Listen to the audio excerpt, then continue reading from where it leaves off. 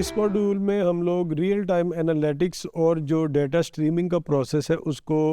थोड़ा और डिटेल से देखेंगे। ईटीएल में हमने इसको डिस्कस किया है, बट स्टिल अगेन इसको अगर आप टेक्निकल पर्सपेक्टिव से देखें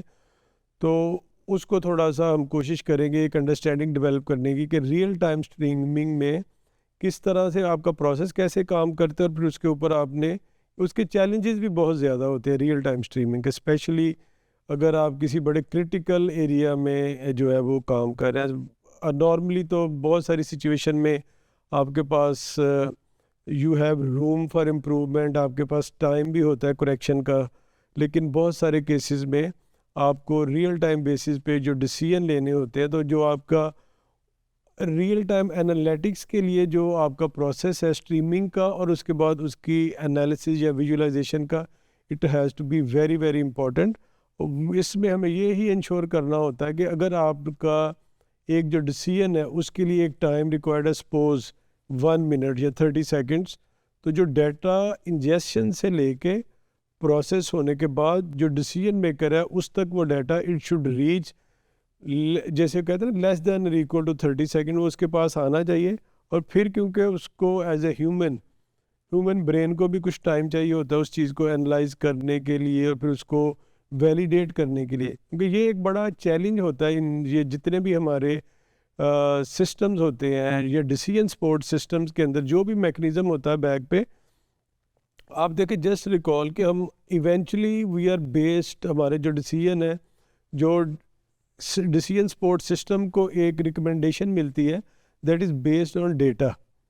और हमने बार बार इस चीज़ को डिस्कस किया है कि जो डेटा की क्वालिटी है फ्रॉम द सोर्स, फिर उसके बाद प्रोसेसिंग, फिर उसके ऊपर जो डाटा मॉडलिंग, और फिर जो स्टैटिस्टिकल मॉडल है उसकी ट्रेनिंग, उसकी टेस्टिंग, और इन सब के बाद एंड में जाके आपका जो डिसीजन सपोर्ट सिस्टम है वो आपको कोई रिकमेंडेशन देता है। और फिर ये इवेंचुअली ये जो भी ह्यूमन फिगर है वहाँ पे जिसने उस पर कोई एक्शन लेना या डिसीजन लेना, रिस्पॉन्सिबिलिटी उसी की ही बनती है। तो इसलिए ये इंतहाई क्रिटिकल है हमारे लिए टू अंडरस्टैंड कि ये जो है ना पूरा आपका एंड टू एंड ऑपरेशन बड़ा ही क्रिटिकल होता है, स्पेशली रियल टाइम जब आपने कोई डिसीजन मेकिंग करनी हो। तो इसमें बहुत ज़्यादा केसेस हैं, जैसे ख़ास तौर पे fraud detection in financial industries, और फिर अगर आप कोई पेशेंट के डायग्नोस्टिक्स करते हैं तो उसमें रिकमेंडेशन में फिर भी आपको टाइम मिलता है, डायग्नोस्टिक में भी टाइम मिलता है, लेकिन एनीवेज ये चीज़ें फिर भी जहाँ पे आपने कोई रियल टाइम डिसीजन करना है, जहाँ पे बहुत ज़्यादा वाइटल किस्म के आपके डिसीजंस होते हैं जो कि पेशेंट की लाइफ को इम्पेक्ट कर सकते हैं, या बहुत ज़्यादा फाइनेंशियल जो आपका लॉस है या रिस्क, जो फाइनेंशियल इनकी ज़बान में एक्सपोजर कहते हैं, वो बढ़ता है, ज़्यादा होता है, तो accordingly you have to make decisions very very effectively, क्योंकि वो बेशक रियल टाइम है but still it has to be effective.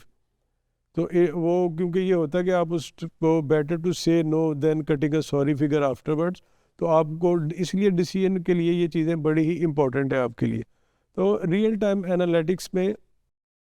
अब एक और एग्जांपल जो कि शायद हमने थोड़ी बहुत डिस्कस की होगी, वो है आपकी ये जो असेंबली लाइंस है मैन्युफैक्चरिंग के अंदर, स्पेशली इन इलेक्ट्रॉनिक्स, या इवन कि I have seen this in textile as well, कि अब आपका एक प्रोडक्शन चल रही है और आपके पास रियल टाइम डेटा आ रहा है मॉनिटरिंग का कि आपकी जो फाइनल यील्ड है इसकी प्रोडक्शन की, वो क्या एक जो आपका क्वालिटी एश्योरेंस का लेवल है या एक्सेप्टेंस लेवल है उसके अंदर आ रही है या नहीं आ रही। अब अगर मैंने एक एग्जांपल जो है इसमें, वो जो एसएमटी लाइंस होती है ना आपकी सरफेस माउंट टेक्नोलॉजीज़, उनकी जो प्रोडक्शन लाइंस होती है वो नॉर्मली अब एडवांस, ये जैसे मोबाइल फ़ोन बनते हैं, आपके लैपटॉप के मदरबोर्ड्स बनते हैं, और इस तरह की बेशुमार चीज़ें, गाड़ियों के कंट्रोल सिस्टम बनते हैं, तो वो सारे के सारे प्रोसेस ऑलमोस्ट ऑटोमेटेड होते हैं, एटलीस्ट 90% से ज़्यादा वो ऑटोमेटेड होते हैं। तो अब उसके अंदर जो फाइनल यील्ड आपकी आती है तो वो it has to be based on certain criteria, एक क्वालिटी एश्योरेंस का आपका क्राइटेरिया,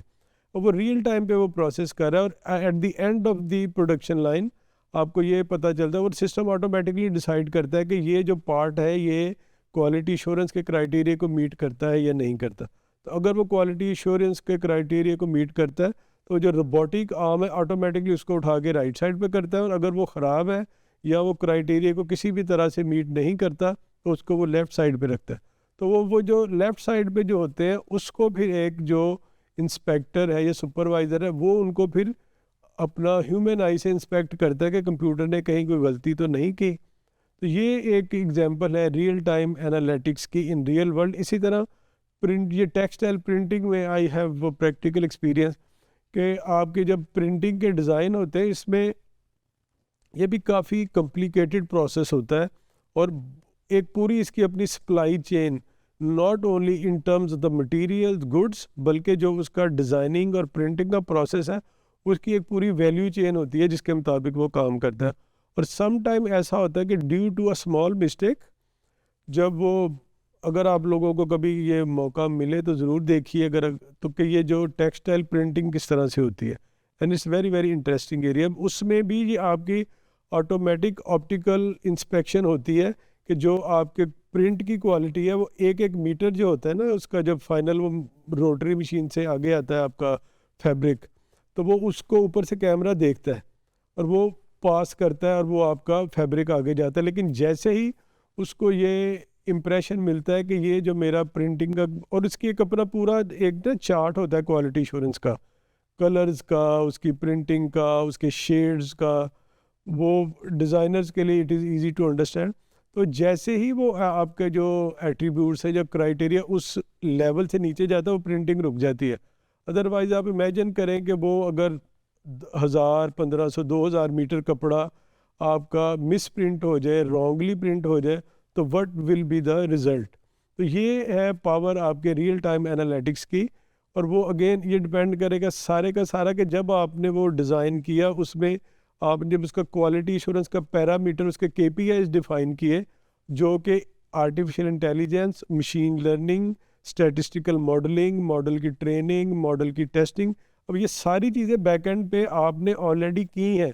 लेकिन वो जो मशीन पे जो ऑपरेशन हो रहा है that is the end result. अब आप इससे ये अंदाज़ा लगा सकते हैं कि जो रियल टाइम एनालिटिक्स है उसके चैलेंजेस कितने ज़्यादा। अब एक टेक्सटाइल मिल के लिए अगर 2000, 5000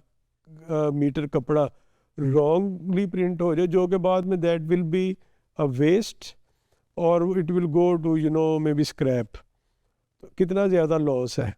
उस कंपनी के लिए। और ये टेक्सटाइल में it is a regular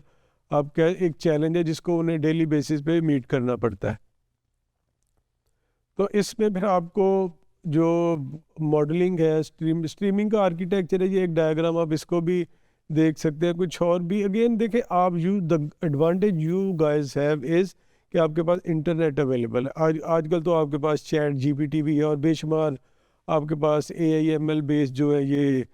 tool आ गए जो कि बहुत, at least they can provide you information to a level जहाँ पे आप उसको एनालाइज करके तो यूज़ कर सकते हैं।